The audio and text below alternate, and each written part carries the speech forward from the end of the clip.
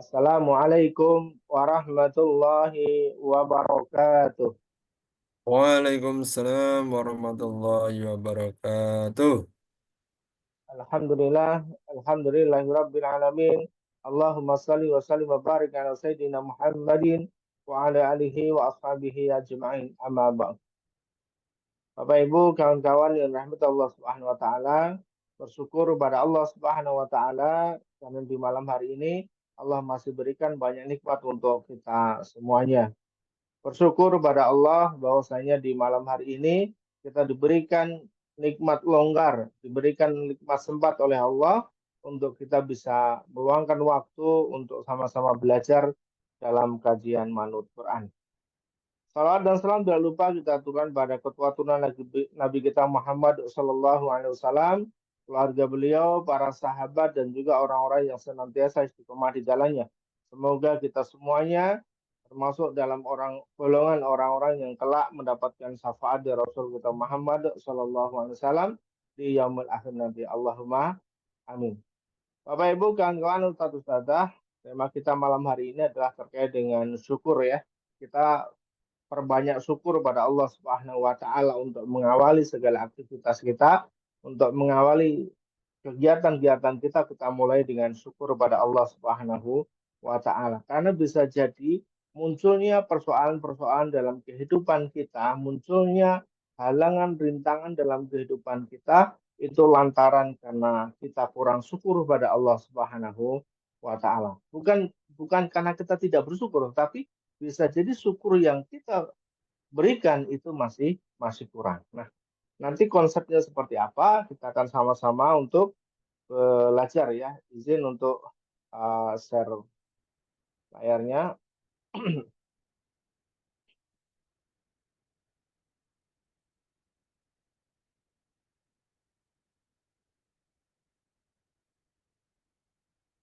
Izin kita pindahkan ke yang ini. Oke ya.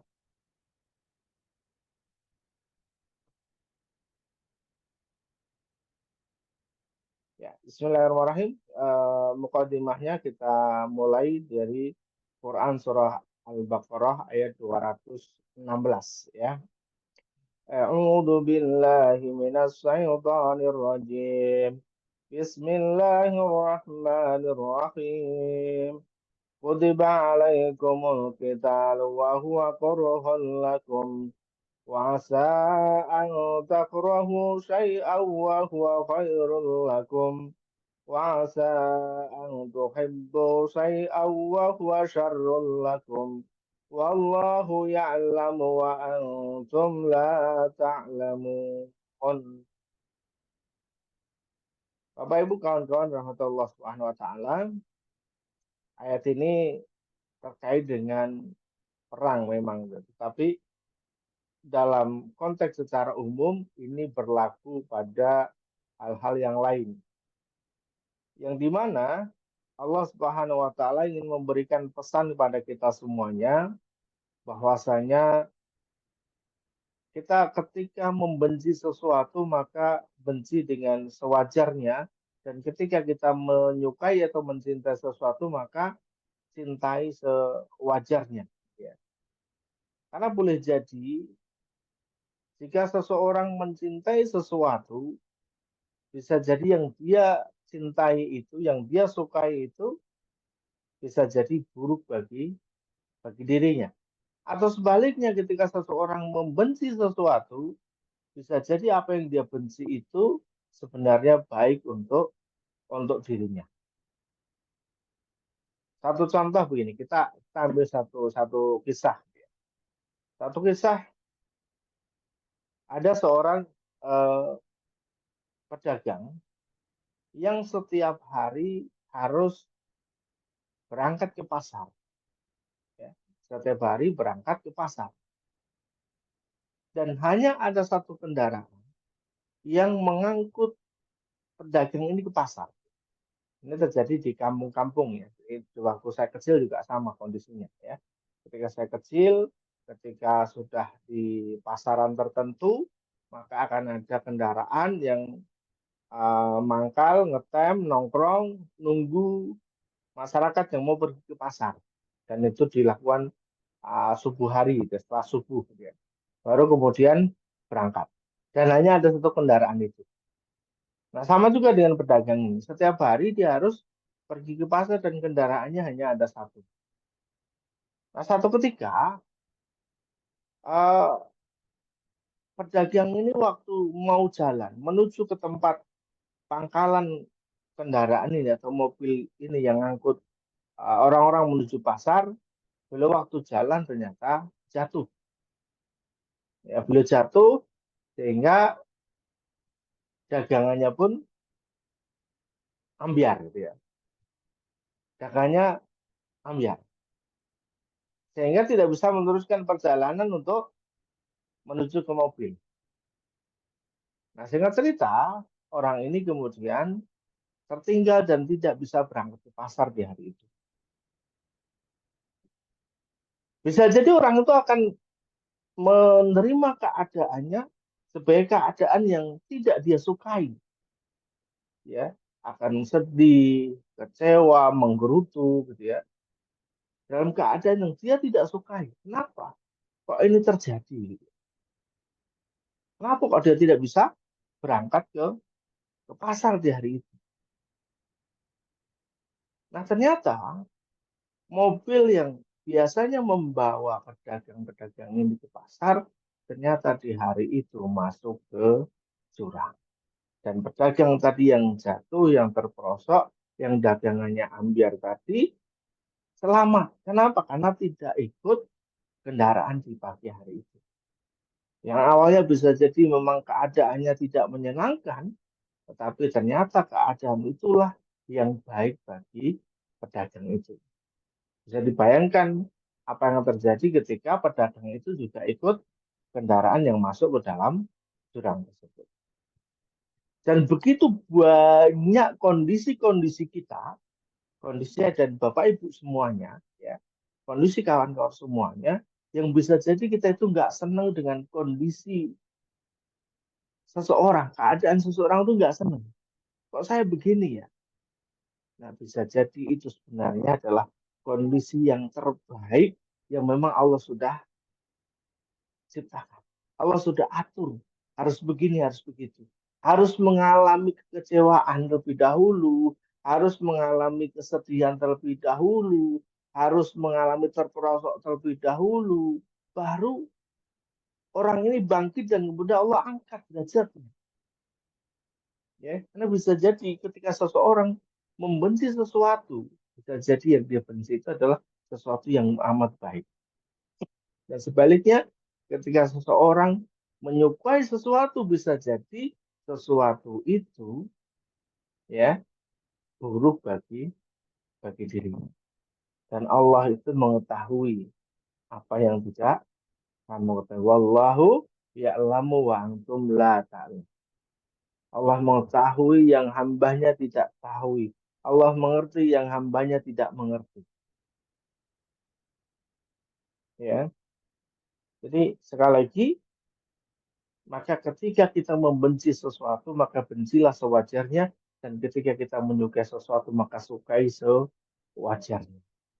Jangan sampai kemudian bencinya kita itu berlebihan, sukanya kita itu juga berlebihan. Wa asa an takrahu syai'a wa huwa khairul lakum, atau sebaliknya, wa asa an tuhibbu syai'a wa huwa syarrul lakum.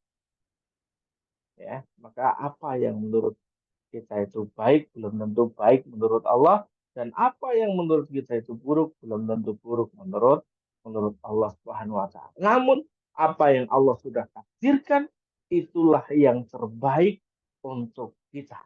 Itulah yang terbaik untuk hamba-hambanya Allah Subhanahu wa taala.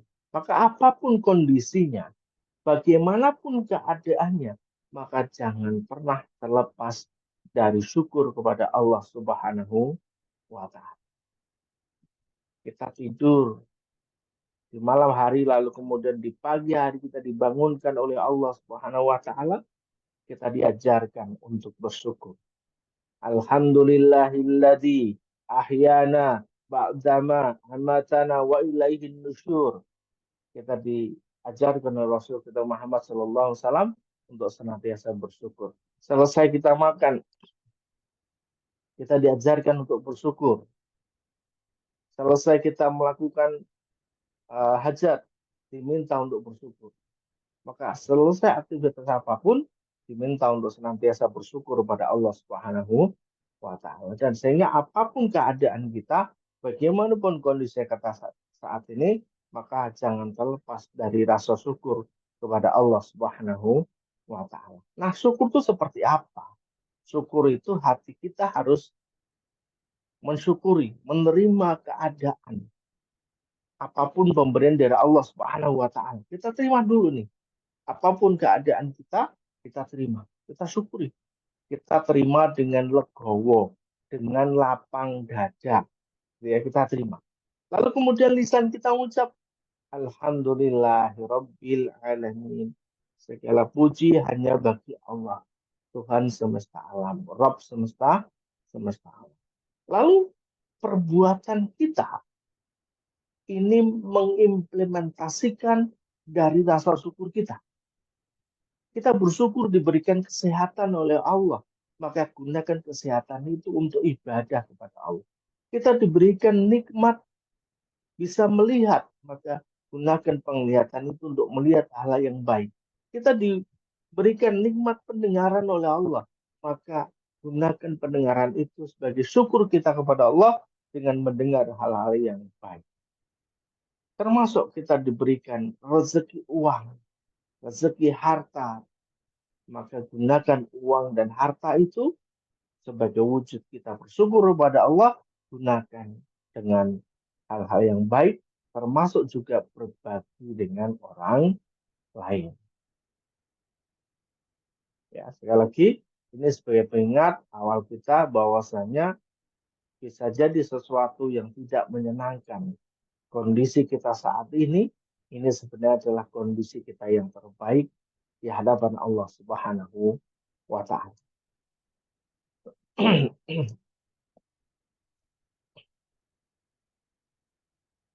Nah, terkait dengan rezeki, lagi-lagi Bapak Ibu kawan-kawan, kita tidak meragukan lagi akan firman-Nya Allah Subhanahu wa Ta'ala dengan yang satu ini. Wa ma min dabbatin fil ardi illa 'alallahi rizquha wa ya'lamu mustaqarraha wa mustaudaha kullun fi kitabim mubin. Wa ma min binatang yang melata, ya, tidak ada suatu binatang pun yang melata fil ardi, di muka bumi ini, di buminya Allah, illa, kecuali Allahi rizquha, kecuali Allah lah yang ngasih rezeki, kecuali Allah lah yang memberinya rezeki, kecuali Allah lah yang memberinya kehidupan. Jadi semuanya ini tidak lain dan tidak bukan atas kehendak Allah Subhanahu wa Ta'ala. Wa ya'lamu mustaqarraha, dan bahkan ya, dia pun mengetahui di mana tempat binatang itu berada, termasuk juga wa mustaudaha, termasuk tempat penyimpanannya, tempat rezekinya. Kullu fi kitabim mubin, dan semuanya sudah jelas tertulis di kitabnya Allah Subhanahu wa Ta'ala, yaitu di Lauh Mahfuz. Jadi kalau kita ngomongin tentang rezeki, maka terkait dengan rezeki ini sudah fix, ini sudah final, rezeki kita sudah diatur oleh Allah Subhanahu wa Ta'ala. Tinggal kemudian posisi kita adalah menjemputnya, menjemput dengan cara-cara yang diridhoi oleh Allah Subhanahu wa Ta'ala. Nah, ada banyak cara untuk kita menjemput rezeki-rezekinya Allah Subhanahu wa Ta'ala. Dan salah satunya adalah dengan bersyukur. Jadi dengan kita bersyukur, sebenarnya kita sedang menjemput rezekinya Allah Subhanahu wa Ta'ala. Kenapa? Karena Esensi dari syukur ini adalah memanfaatkan apa yang sudah kita punyai, memanfaatkan potensi yang sudah Allah berikan pada diri kita. Potensi ini untuk memperbanyak ibadah kepada Allah, untuk berbagi kepada orang lain. Maka ini adalah bagian dari kita menjemput rezekinya Allah Subhanahu wa taala. Wa itta'adzana rabbukum la in syakartum la azidannakum wa la in kafartum inna azabi lasyadid. Karena sesungguhnya jika seseorang bersyukur kepada Allah, ya, jika kamu bersyukur, niscaya akan aku tambah nikmatnya. Tetapi sebaliknya, jika kamu mengingkari nikmatku, maka pasti azabku sangat sangat pedih. La in syakartum, di dalam rasa syukur itu, maka Allah akan tambah. La azidannakum. Dan sebaliknya, wala in kafartum, orang-orang yang tidak mau bersyukur atas nikmatnya Allah, tapi justru malah kufur, inna azabi lasyadid. Maka sesungguhnya azabnya Allah sangat sangat pedih. Dan sehingga bisa jadi kawan-kawan, dalam kehidupan kita ini, kalau kemudian kok kerasanya berat, kerasanya kok makin enggak nyaman, bisa jadi karena rasa syukur kita kepada Allah Subhanahu wa taala masih kurang. Maka perlu ditambah lagi. Bagian mana yang kita belum mensyukuri nikmatnya Allah? Bagian mana? Bahkan setiap persendian kita, 360 persendian kita pun ini juga harus disyukuri. Sebagai bentuk syukurnya harus disedekahi setiap hari. Dan sedekahnya persendian-persendian kita itu bisa diselesaikan yaitu dengan sholat duha 2 rakaat. Itu bentuk syukur kepada Allah SWT. Dan bahkan Rasulullah pun, Nabi kita Muhammad SAW, sebagai bentuk syukurnya, beliau beribadah sepanjang malam. Begitu lamanya beliau berdiri di sholat tahajud, di qiyamul lailnya beliau lama. Bacaannya begitu panjang, sampai kakinya bengkak. Ketika ditanya, ternyata jawabnya adalah, tidakkah boleh aku menjadi hamba yang bersyukur. Jadi sebagai bentuk syukurnya Rasul kita Muhammad SAW, beliau sangat ekstra dalam ibadah. Sangat luar biasa dalam ibadahnya. Ya mulainya sangat panjang gitu ya. Bahkan sampai kakinya pun terlihat bengkak. Itu sebagai bentuk syukur kepada Allah Subhanahu wa taala atas nikmat-nikmat yang telah Allah berikan. Termasuk kita sekarang apa? Apakah kemudian syukur kita sudah sampai di level itu? Ataukah syukur kita baru sampai di level lisan saja? Ataukah sudah pada tingkatan atau level pada perbuatan?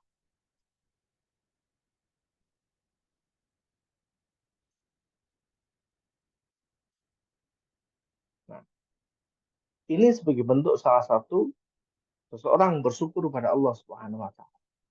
Ya ayyuhalladzina amanu Ya ayyuhalladzina amanu ista'inu bis-sabri was-salah. Innallaha ma'as sabirin. Ya ayyuhalladzina amanu, orang-orang yang di hatinya ada iman, yang yakin kelak akan bertemu dengan Allah Subhanahu wa taala, maka jadikan sabar dan sholat sebagai penolongmu, ya. Sesungguhnya Allah beserta orang-orang yang sabar. Maka teman-teman, Bapak Ibu, sebagai bentuk rasa syukur kita pada Allah Subhanahu wa taala, dan ini juga dicontohkan oleh Rasul kita Muhammad Shallallahu alaihi wasallam, yaitu dengan ibadah, dengan sholat. Maka apapun kondisi kita, maka jangan sampai kemudian kita juga jauh-jauh dari ibadah ini. Maka perbanyak syukur, maka berarti perbanyak ibadahnya. Perbanyak syukur, perbanyak sholatnya. Perbanyak syukur, perbanyak zikirnya. Perbanyak syukur berarti perbanyak infaknya. Perbanyak syukur berarti perbanyak kebaikan. Ya, maka kita dalam konteks ini pun harus senantiasa sabar dan juga menjalankan sholat sebagai penolong dari kehidupan. Ya tentunya ini juga menolong kita di dunia dan juga nanti menolong kita di akhirat. Innallaha ma'as-sabirin, dan Allah bersama dengan orang-orang yang sabar. Ya. Nah, sabar di sini ada dua, sabar dalam kebaikan dan sabar ketika mendapat ujian. Ya, ketika diberikan kebaikan-kebaikan oleh Allah, kita bisa bersabar. Ketika diberikan ujian-ujian oleh Allah, kita pun juga harus bisa bersabar. Maka sekali lagi, sabar ini ketika diuji oleh Allah dan juga sabar ketika diberikan kebaikan oleh Allah Subhanahu wa taala.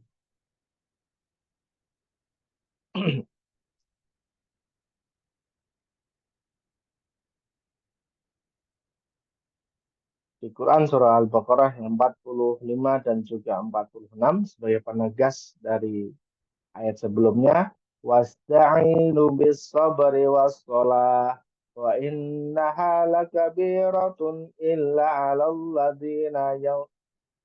ladzina yadhunnuna annahum mulaqu rabbihim wa annahum ilaihi raji'un. Wasta'inu bis sabri was shalah, dan mintalah pertolongan kepada Allah, pertolongan apapun ini dengan sabar dan mengerjakan sholat. Wa innaha lakabiratun, sebenarnya ini itu berat. Ya, ini itu berat, sungguh berat. Lakabirat, sungguh berat. Illa 'alal khashi'in, kecuali bagi orang-orang yang mereka khusyuk. Khusyuk dalam sholat. Khusyuk atau serius ya. Khusyuk untuk serius, konsentrasi dalam ikhtiarnya. Yaitu orang-orang yang meyakini alladzina yadhununa annahum mulaqu rabbihim. Orang-orang yang meyakini bahwa mereka akan ketemu dengan Tuhannya, ketemu dengan Rabb mereka. Wa annahum ilaihi raji'un, dan mereka meyakini bahwasanya tempat kembalinya adalah Allah Subhanahu wa taala. Jadi clear. Ya, kalau sudah begini clear bahwasanya mereka akan bertemu dengan Allah dan juga tempat kembalinya adalah Allah Subhanahu wa taala. Maka clear seperti ini ya. Maka sabar dan juga sholat, lalu kemudian mereka khusyuk dalam mengerjakan sholat. Nah, terakhir perlu kami sampaikan ini adalah doa ya, doa yang kita bisa belajar. Ini doanya Nabi Sulaiman, yang dimana doa ini sebagai bentuk rasa syukur kita kepada Allah Subhanahu wa taala dan juga agar senantiasa kita berusaha beramal soleh ya. Teman-teman boleh catat ya. Rabbi auzi'ni an ashkura ni'mataka allati an'amta alayya wa ala walidayya wa an a'mala salihan tardahu wa adkhilni bi rahmatika fi ibadika salihin ya. Saya ulang teman-teman ya. Bisa dibaca dalam hati atau bareng-bareng ya. Mic-nya tidak harus dibuka. Rabbi auzi'ni an ashkura ni'mataka allati an'amta alayya wa ala walidayya wa an a'mala salihan tardahu wa adkhilni bi rahmatika fi ibadika salihin. Ya, sekali lagi boleh catat, boleh di screenshot ini ya. Saya baca satu kali lagi ya, kita bersama-sama. Rabbi auzi'ni an ashkura ni'mataka allati an'amta alayya wa ala walidayya wa an a'mala salihan tardahu wa adkhilni bi rahmatika fi ibadika salihin. Ya Rabbku, ya Rabbi, ya Rabbi itu ya Rabbku, ya Allah, ya Tuhan kami. Auzi'ni an ashkura ni'mataka allati an'amta alayya. atau an ashkura nikmataka. Jadi tunjukilah kepada kami agar bisa mensyukuri nikmatmu. Ya, an'amta allati an'amta alayya, yang telah engkau berikan kepadaku. Wa ala walidayya, dan juga kepada orang tuaku, ibu bapakku, ya. Wa an a'mala sholihah, dan juga supaya aku bisa berbuat amal soleh. Taradahu, yang engkau ridho. Wa adkhilni, dan juga masukkanlah kami birahmatika, dengan rahmatmu, fi ibadika salihin, yaitu masuk dalam golongan hamba-hambamu yang saleh. Ini doa cakep banget ini, Nur, ya. Ini doa cakep. Nah, silahkan nanti bisa didawamkan doa ini, bisa dibaca agar kita semuanya menjadi hamba-hamba yang pandai bersyukur kepada Allah Subhanahu wa taala, dan kemudian menjadi hamba-hamba yang segera direspon setiap doa, setiap permintaan kepada Allah Subhanahu wa taala. Sekali lagi, apapun kondisi kita saat ini, bagaimanapun keadaan kita saat ini, maka kita harus senantiasa memperbanyak syukur kepada Allah Subhanahu wa taala. Terakhir kita akan ulangi satu kali doa ini. Rabbi auzi'ni an ashkura ni'mataka allati an'amta alayya wa ala walidayya wa an a'mala salihah tardahu wa adkhilni birahmatika fi ibadika salihin. Insyaallah demikian materi kajian kita pada malam hari ini. Banyak kurang dan lebihnya mohon untuk dimaafkan. Wabillahi taufiq wa hidayah. Wassalamualaikum warahmatullahi wabarakatuh. Waktu kami kembali. Waalaikumsalam warahmatullahi wabarakatuh. Terima kasih Ustaz. Waalaikumsalam warahmatullahi wabarakatuh. Insyaallah kan katsir Ustaz Udin atas materi yang disampaikan pada malam hari ini, sangat luar biasa. Kembali kita diingatkan, ya, masuk kita diajarkan doa yang insya Allah semoga sudah terbiasa membacanya, ya. Rabbi auzi'ni an ashkura ni'mataka allati an'amta alayya, dan seterusnya. Baik, Bapak Ibu yang dirahmati Allah SWT, ya. Selanjutnya kita akan masuk ke sesi sharing, diskusi atau tanya jawab. Silakan bagi Bapak Ibu yang ingin menyampaikan hal-hal yang mungkin bisa nanti disaringkan di forum ini, kami persilahkan. Bisa lewat chat ataupun bisa langsung dengan membuka mic. Silakan. Selanjutnya waktu kami serahkan pada Bapak Ibu semuanya. Monggo.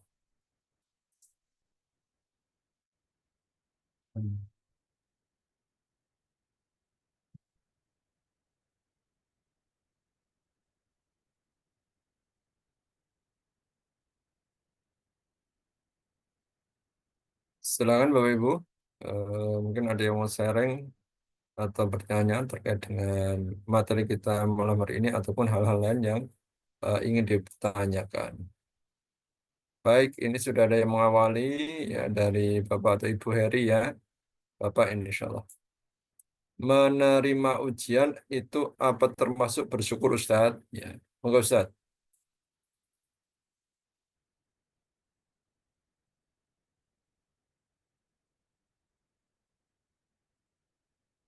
Mic-nya Ustadz, mic Ustadz. Belum dibuka Ustadz. Mohon maaf, ya. Ketika seorang hamba diberikan ujian oleh Allah Subhanahu wa taala, itu bukan bentuk karena Allah tuh benci, itu enggak. Tapi justru karena Allah itu sayang. Karena Allah itu sayang, maka kita diuji. Sejauh mana kita itu sanggup melewati ujian itu.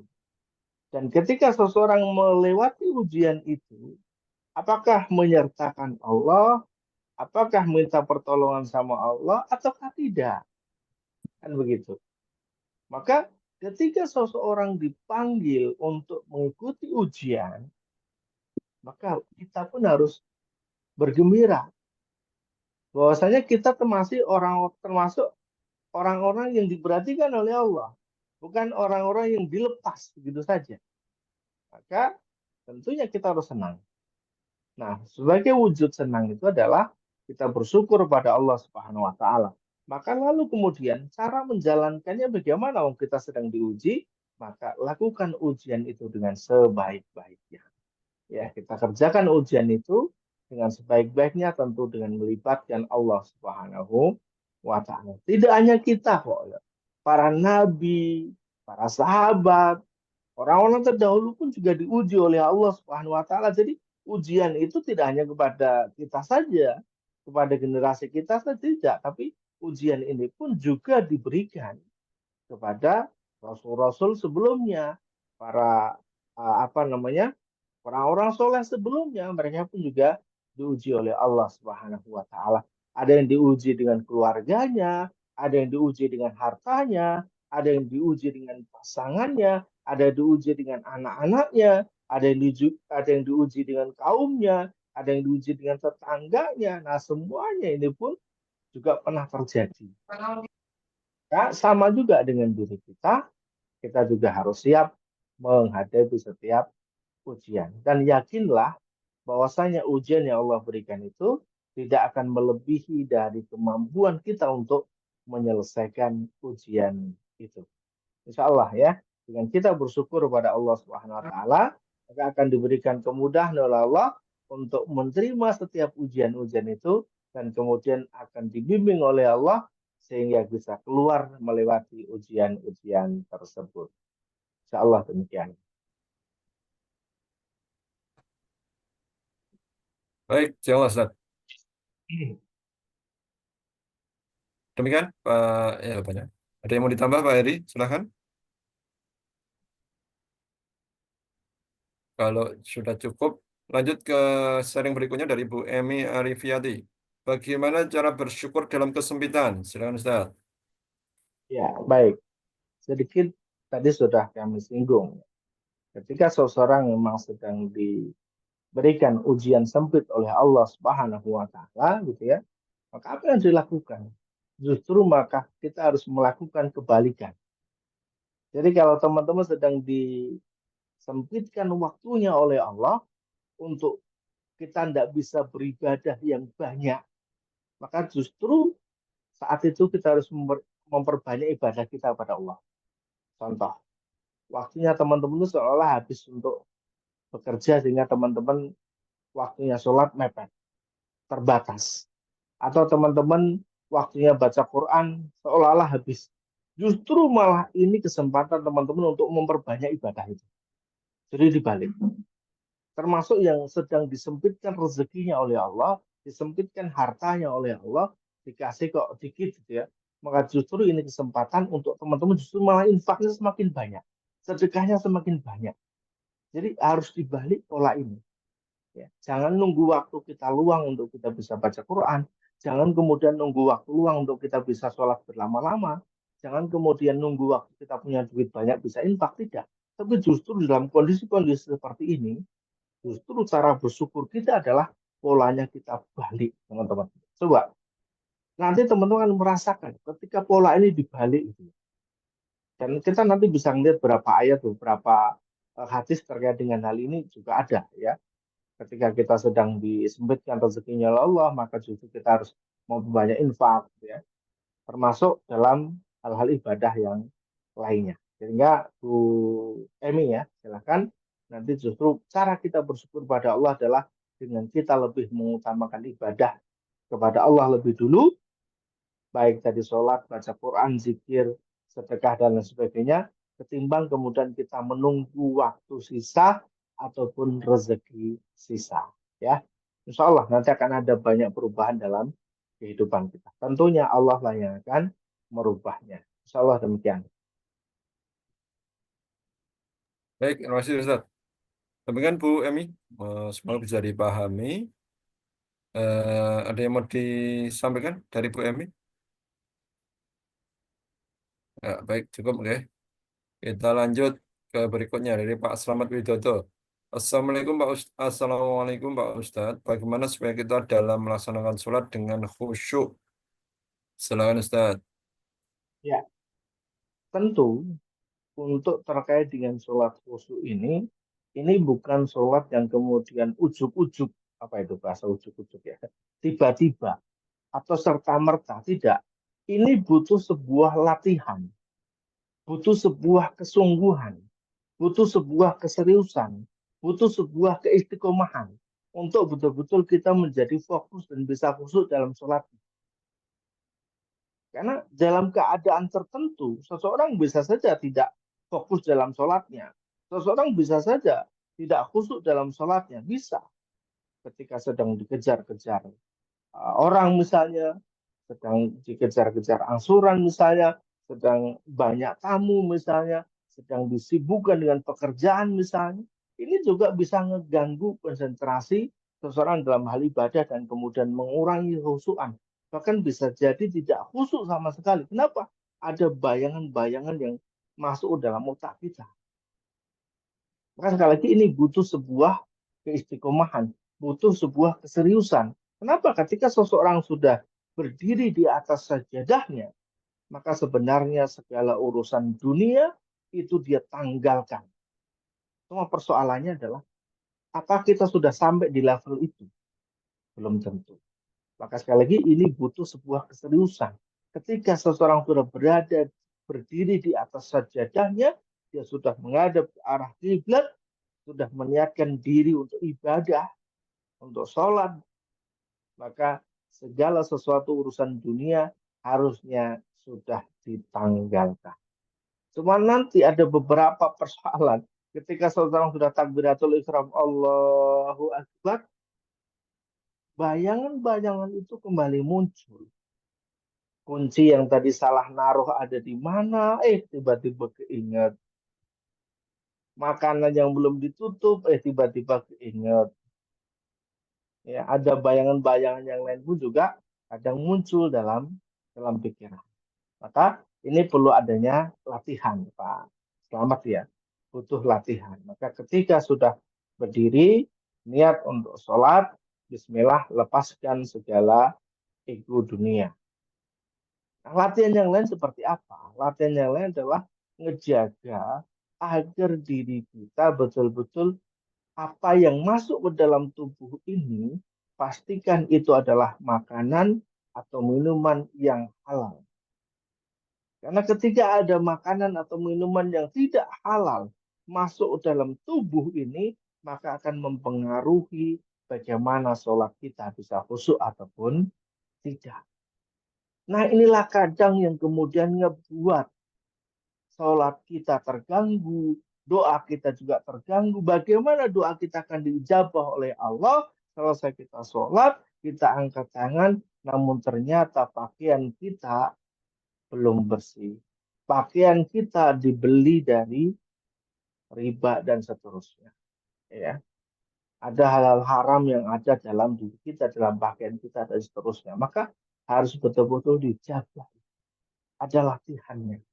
Dan yang ketiga, perlu juga dipahami gerakan sholat dan juga bacaan-bacaannya, Pak Slamet ya. Difahami tidak harus perkata ya.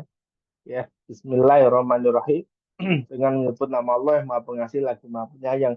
Tidak harus kemudian full seperti itu, tidak. Yang penting kita paham bahwa ini adalah asmanya Allah Subhanahu wa taala dengan namanya Allah gitu ya. Kita berpasrah kepada Allah Subhanahu wa taala. Allahu Akbar, Allah yang Maha Besar. Artinya semua selain Allah itu kecil, termasuk diri kita juga kecil, termasuk segala kebutuhan kita juga kecil. Jadi itu Pak Slamet ya, lakukan tiga hal itu, insya Allah inilah yang nanti akan membuat sholat-sholat kita akan berkualitas, sholat-sholat kita bisa menjadi sholatnya orang-orang yang khusyuk, insya Allah ya.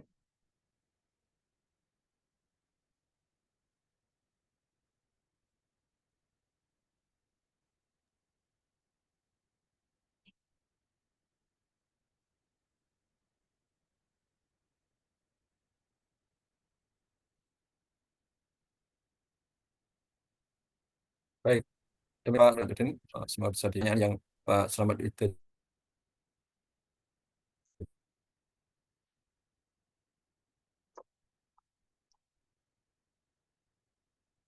sampaikan. Begitu dari yang kita minta justru yang diberikan yang tidak kami inginkan.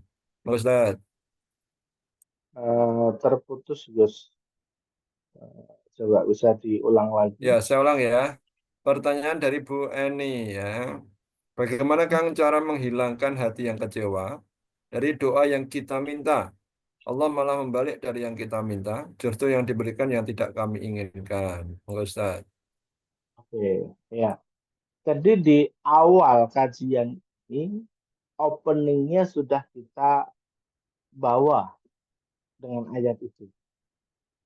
Ya, openingnya sudah kita awali. Bisa jadi sesuatu yang kita terima hari ini, yang kita dapatkan hari ini, bisa jadi tidak menyenangkan dalam pandangan kita. Tetapi dalam pandangan Allah, itulah yang terbaik. Maka kita harus berhati-hati juga bahwa apa yang kita terima hari ini harus disyukuri karena inilah yang terbaik dari Allah Subhanahu wa taala. Maka kalau kita doa, kok kemudian yang kita terima kok lain, maka yang kita evaluasi adalah doa kita. Doanya gimana kok Allah ngasih yang lain gitu. Kita evaluasi doanya. Kita evaluasi cara berdoanya. Ya. Kita evaluasi doanya, kita evaluasi cara berdoanya. Kok kita dikasih yang lain? Kenapa nih? Why? Bisa jadi apa yang kita minta itu tidak baik menurut Allah. Makanya nggak dikasih. Allah kasih yang lain. Bisa jadi cara minta kita pun juga nggak pas gitu ya. Ya Allah, saya minta uang 1.000 misalnya. Atau ada seorang anak datang ke orang tuanya, ayah saya minta uang 1.000. Ya dikasih sama dia, sama orang tua. Karena nggak ngerti gitu ya. Mau dipakai buat apa, pas di dekatnya orang tua cuma ada 500, dikasih 500. Karena nggak ngerti. Nah, bisa jadi cara berdoanya pun juga nanti perlu dievaluasi. Namun sekali lagi, apapun yang kita terima saat ini, itulah yang terbaik dari Allah Subhanahu wa taala. Namun bukan berarti kemudian kita pasrah tanpa melakukan apapun. Karena bentuk tawakal itu, ya tawakal ala Allah itu bukan berarti kemudian kita diam dan tidak ngapa-ngapain. Ya, tetapi bentuk tawakal kepada Allah itu ya kita melakukan yang terbaik yang bisa kita lakukan. Kalau Rasulullah menyuruh para sahabat untuk mengikat itu onta agar tidak lari gitu ya. Bentuk tawakal kepada Allah. Kalaupun nanti ontanya lepas dan kemudian lari, memang begitu ketentuannya Allah. Tetapi kalau onta itu tidak pernah diikat lalu kemudian lari, itu bukan tawakal namanya. Ya. Maka sekali lagi terkait dengan apapun yang kita peroleh hari ini, harus kita syukuri, dan kemudian apa yang Allah berikan, itulah yang terbaik untuk diri kita. Tadi di awal sudah kita buka ayatnya ya. Bisa jadi apa yang kita dapatkan, bisa jadi dalam pandangan kita itu ada sesuatu yang tidak baik, tapi sebenarnya itu baik menurut Allah. Dan bisa jadi sesuatu yang menurut kita itu baik, tapi bisa jadi menurut Allah itu tidak baik. Ya, insyaallah demikian Bu Eni ya. Baik, demikian Bu Eni. Eh, Semoga bisa dipahami atas penjelasan yang disampaikan oleh Ustadz Udin. Baik, lanjut. Masih ada sharing dari Bapak Aditya Cahyadi. Assalamualaikum Ustadz. Izin tanya, yang termasuk kategori ujian itu seperti apa? Bedanya dengan cobaan apa? Adakah tingkatan ujian itu? Silakan Ustadz. Baik, begini, ujian itu adalah bentuk bagaimana seseorang itu akan dinaikkan derajatnya oleh Allah Subhanahu wa taala. Ketika kita sedang sekolah, ya ada ujiannya untuk kita naik kelas, untuk kita naik level yang lebih tinggi, ke jenjang lebih tinggi, maka di situ ada ujian. Nah, ujian itu bisa jadi sesuatu yang menyenangkan untuk diri kita, tetapi ada juga sesuatu yang tidak menyenangkan untuk diri kita. Ada yang lolos ketika diberikan ujian kefakiran oleh Allah Subhanahu wa taala. Namun tidak banyak yang lolos ketika diberikan ujian kekayaan oleh Allah Subhanahu wa taala. Tatkala orang itu miskin, sedang fakir, kekurangan, itu bisa ngelewatin itu ujian. Ibadahnya luar biasa. Ya, pernah ada satu ketika seorang sahabat ketika sholat, ya sergap banget nih sholatnya. Jamaah tidak pernah ketinggalan. Dan minta amalan sama Rasulullah, doa sama Rasulullah, ya kan?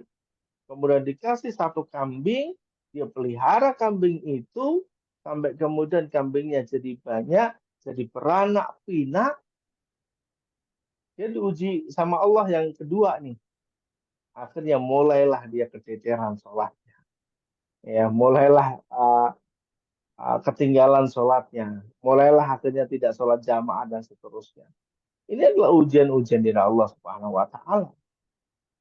Yang mana Allah uji apakah, jadi gini, ketika seseorang diberikan ujian, kok kemudian lulus, bisa melewati, maka tentunya akan diangkat derajatnya oleh Allah Subhanahu wa taala. Baik itu ujian sedih, ujian kefakiran, ataupun ujian senangan, semuanya akan dinaikkan derajatnya oleh Allah.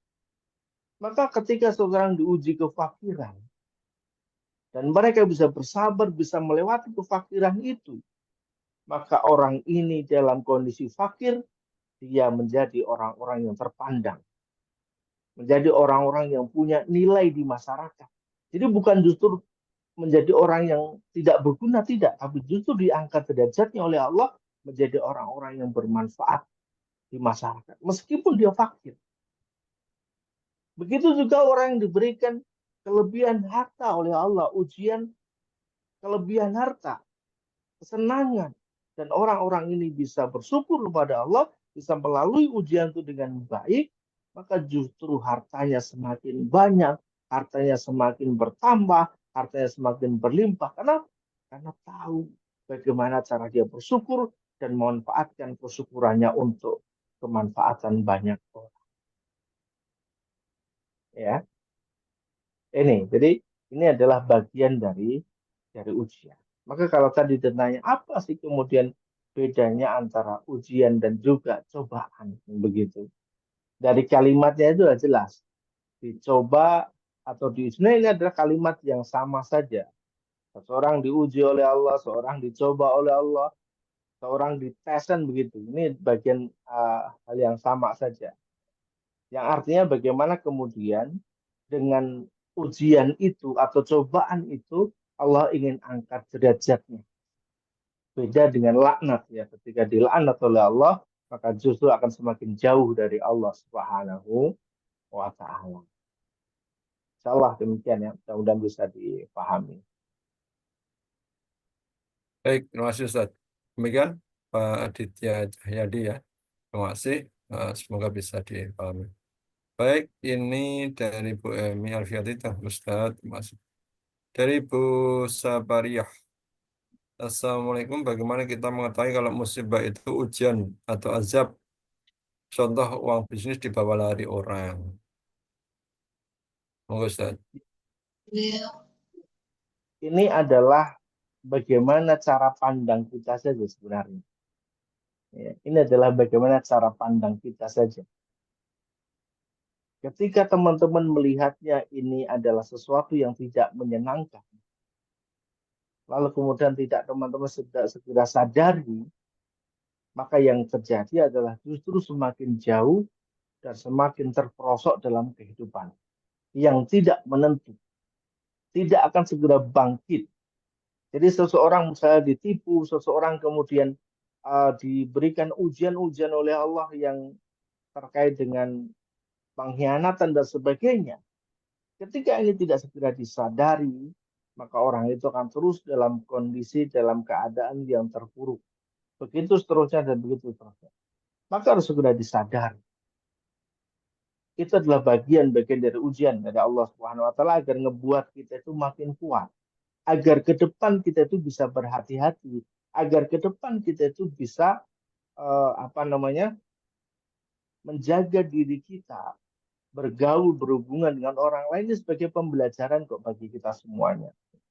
Maka kalau kita bicara tentang bisnis, maka para pebisnis itu ketika mengalami kerugian, baik itu kerugian yang disengaja sendiri ataupun kerugian yang disebabkan oleh orang lain, termasuk tadi uangnya dibawa kabur, maka ini adalah bagian-bagian dari pembelajaran untuk orang pebisnis itu untuk naik kelas ataupun naik level yang berikutnya. Nah, yang kemudian apakah ini ngebuat diri kita semakin jauh atau semakin dekat kepada Allah? Kalau ini ngebuat kita semakin jauh dari Allah, maka harus berhati-hati. Bisa jadi ini adalah azab dari Allah. Tapi kita berharap bahwa ini adalah ujian dari Allah Subhanahu wa taala agar kita segera kembali dan berpaling dari Allah. Bisa jadi selama ini kita itu bergantungnya pada bisnis, bergantungnya pada teman, bergantungnya pada uang, sehingga kita menuhankan teman, menuhankan orang, menuhankan uang gitu ya. Sehingga kita tidak lagi fokus kepada Allah Subhanahu wa taala, maka Allah ambil itu. Contoh, saya beri gambaran. Kita berada di sebuah ruangan, teman-teman. Kita berada di sebuah ruangan. Di ruangan itu ada dua sumber cahaya. Sumber cahaya yang pertama jauh lebih terang ketimbang sumber cahaya yang kedua. Cahaya yang kedua terlihat redup dan bahkan hampir bias seolah-olah tidak ada cahayanya. Jadi yang membuat penerangan itu adalah cahaya yang pertama. Apa yang terjadi ketika cahaya yang pertama diambil? Kita merasa, oh kok gelap ya? Kok jadi seperti ini? Dan kemudian hanya ada satu sumber cahaya. Dan satu-satunya itulah yang kemudian menjadi harapan kita untuk kita mendapatkan cahaya. Untuk kita bisa melihat lingkungan sekitar kita. Ini adalah gambaran. Ketika seseorang menjadikan cahaya dunia itu melebihi cahayanya Allah, sehingga kita silau dengan dunia, cahayanya Allah tertutup, maka bisa jadi suatu saat cahaya itu akan diambil oleh Allah Subhanahu wa taala. Lewat tadi, lewat orang yang zalim dengan kita, lewat karyawan yang kabur uang kita, lewat klien yang nggak nepatin janjinya, dan lain sebagainya. Allah ambil itu cahaya. Agar apa? Agar kita ngelihat, kok ini loh ada cahayanya Allah Subhanahu wa taala yang selama ini kita lupakan, yang selama ini kita tinggalkan.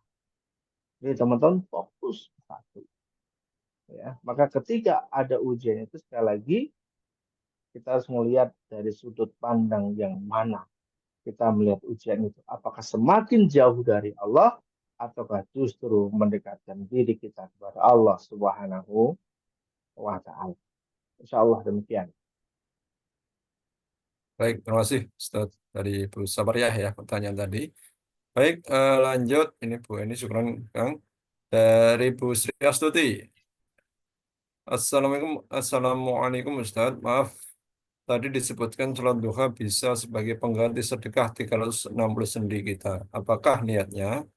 Dan bagaimana agar kita bisa senantiasa menjaga keistiqomahan kita dalam melakukan suatu kebaikan? Monggo Ustaz.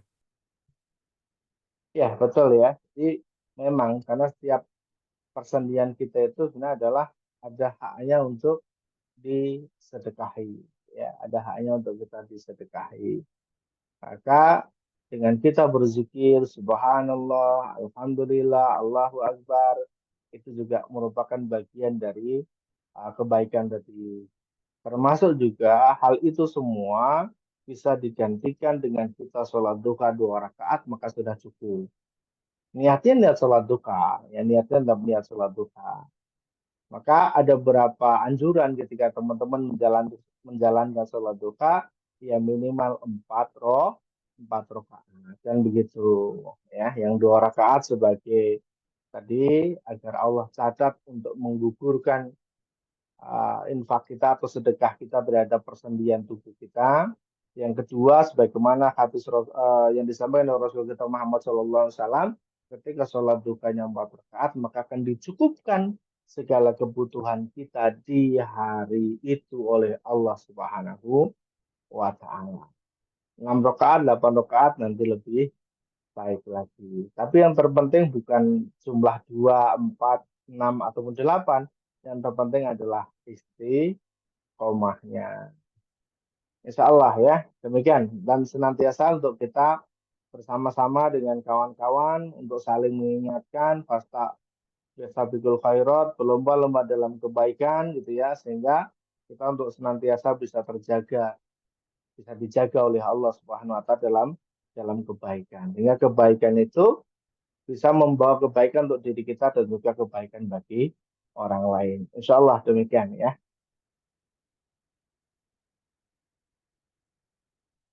Baik, terima kasih Ustaz. Baik, ya Allah. Ini ada Bu Emi. Duha 4 rakaat itu langsung 1 kali salam. Pertanyaan Ustaz, 2 kali salam ya. Jadi 2 rakaat salam, 2 rakaat salam. 2 kali salam. Baik, demikian Bu Emi ya. Jadi untuk sholat sunnah itu utama 2 kali rakaat, ya salam gitu ya, 2 kali rakaat salam gitu ya. Nah, baik, demikian Bapak Ibu yang dirahmati Allah SWT. Untuk sharing ini yang melalui chat cukup. Adakah yang mau sharing melalui atau mau membuka mic secara langsung? Silakan. Oh ya, silakan Bu Rini. Silakan langsung saja, monggo. Assalamualaikum. Assalamualaikum. Berkaitan dengan ujian cobaan, itu misalnya yang satu, kita ngadepin satu ujian cobaan tuh selesai, terus datang lagi yang kayaknya lebih berat dari yang pertama. Sering kali seperti itu, kadang-kadang bikin putus asa. Bagaimana cara menghadapi dan mengatasinya? Terima kasih. Assalamualaikum. Assalamualaikum Waalaikumsalam. warahmatullahi wabarakatuh. Ya, Silakan, saya Ustaz. pikir ini Ibu ini ya pernah sekolah juga dulu. Kira-kira ujian anak kelas 1 SD dengan ujian anak kelas 2 dengan anak SD kelas 6 dengan anak SMP, anak SMA beda, tentu berbeda. Beda. Ya, tentu berbeda. Maka sama juga, Bu. Ketika kita selesai satu ujian, dianggap lulus oleh Allah Subhanahu wa Ta'ala. Diangkat tuh derajat kita oleh Allah. Maka tentu kelas ujian kita juga akan berbeda. Akan ada lagi tuh ujian-ujian, pasti muncul lagi ujian. Karena memang nasnya begitu. Kita akan senantiasa diuji oleh Allah sebagai bentuk apakah kita betul-betul melibatkan Allah ataupun tidak. Dan sekali lagi, ujian ini adalah sebagai wasilah untuk kita naik level yang jauh lebih tinggi lagi. Maka kita tidak harus minta kepada Allah agar diringankan ujiannya. Kita tidak harus minta sama Allah agar kita itu diberikan ujian yang kecil-kecil atau ringan-ringan, tidak. Tapi kita minta sama Allah agar diberikan kekuatan. Diberikan kekuatan menerima setiap ujian dari Allah. Sehingga ujian itu terasa ringan bagi diri kita.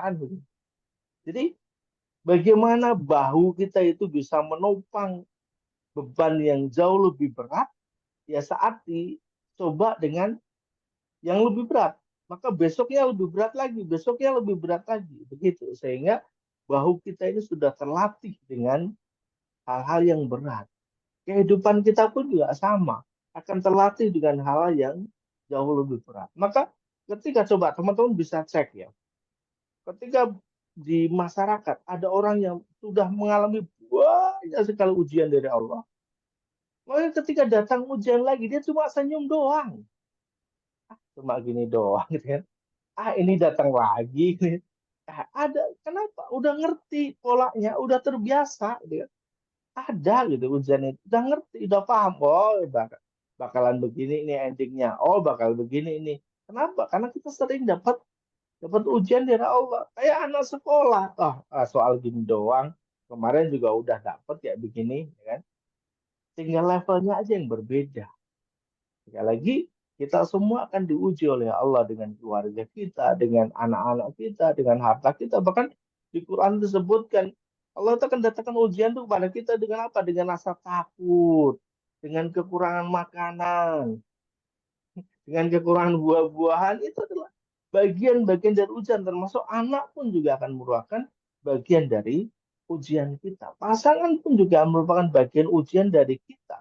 Keluarga, saudara, tetangga, ini pun juga semuanya akan merupakan bagian dari ujian diri kita.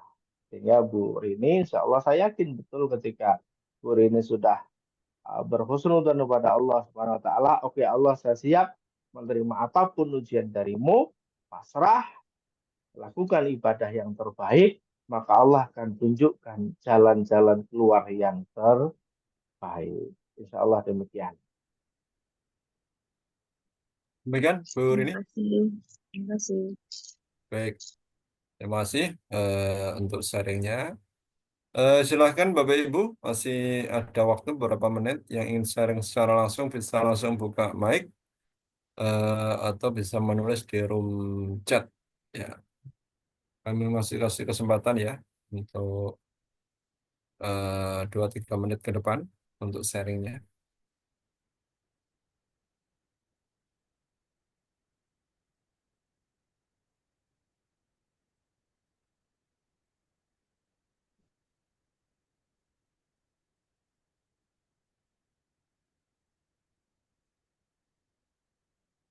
Baik, sepertinya sudah cukup Ustaz untuk sharing pada malam hari ini. Sudah sangat banyak tadi dari teman-teman semuanya. Saya kira untuk kajian kita cukupkan Ustaz. Ya. Kita akan tutup. Namun sebelumnya mengingatkan kepada Bapak Ibu semuanya, ya mohon dilingkari ya waktunya setiap hari Kamis malam atau Kamis malam Jumat ya.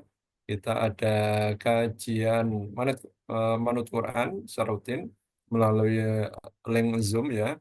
Zoom-nya masih sama dengan Zoom pada malam hari ini ya. Jadi silahkan langsung bisa klik ya link Zoom untuk mengikuti kajian manut Quran setiap Kamis malam Jumat. Untuk tema insya Allah akan berubah-ubah sesuai dengan eh, apa kondisi yang atau tema yang akan kita sampaikan setiap pekannya. Baik, demikian Bapak Ibu, acara demi acara sudah kita laksanakan.